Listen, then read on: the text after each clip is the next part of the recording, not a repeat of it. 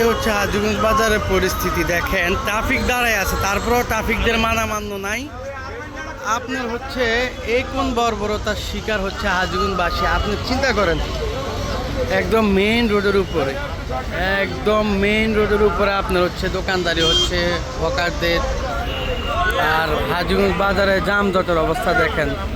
এই ঈদকে কেন্দ্র করে আপনার হচ্ছে ক্রেতা শূন্য হয়ে পড়বে এক সময় এই হাজীগঞ্জ বাজারের এই সকল ব্যবসায়িকদের মাথায় হাত পড়বে একটা সময়। কারণ এরকম জ্যামজট থাকলে দূরপাল্লার মানুষগুলা এই হাজীগঞ্জে আসবে না।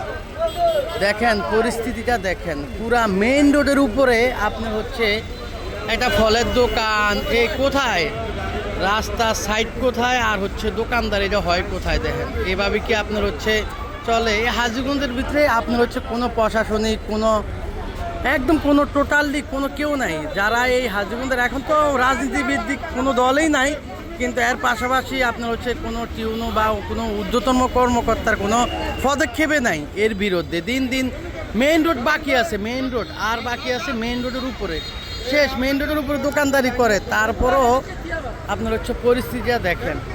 যদি একটা ইমার্জেন্সি অ্যাম্বুলেন্স এই বাজার পার হইতে চায়, সেই বাজার কি পার হওয়া যাবে?